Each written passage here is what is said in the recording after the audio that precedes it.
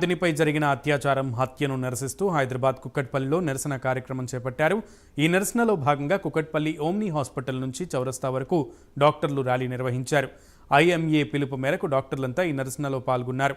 నిందితులను కఠినంగా శిక్షించాలని వారు డిమాండ్ చేశారు. నిరసన ర్యాలీలో వి వాంట్ జస్టిస్ అంటూ నినాదాలు చేశారు.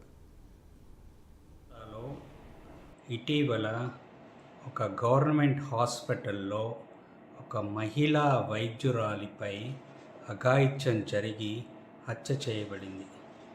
దీనికి నిరసనగా ఇండియన్ మెడికల్ అసోసియేషన్ ఈరోజు అత్యవసర సేవలు మినహాయించి మిగతా వైద్య సేవలు నిలిపివేయడానికి బంద్ పిలుపునిచ్చింది.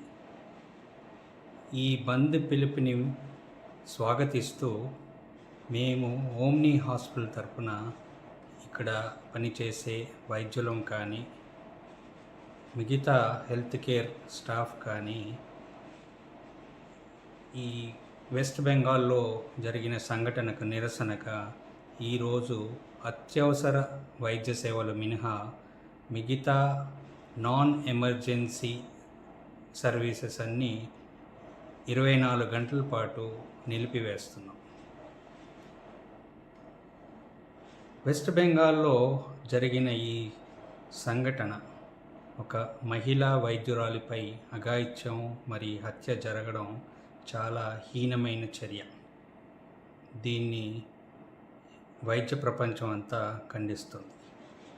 ఇందులో ఎవరైతే దోషులు ఉన్నారో వాళ్ళని వెంటనే అరెస్ట్ చేసి అత్యంత కఠినంగా శిక్షించాలని, వీలైతే మరణశిక్ష విధించాలని ఓమ్ని హాస్పిటల్ తరఫున వైద్యులు మరియు పారామెడికల్ సిబ్బంది కోరుతున్నారు.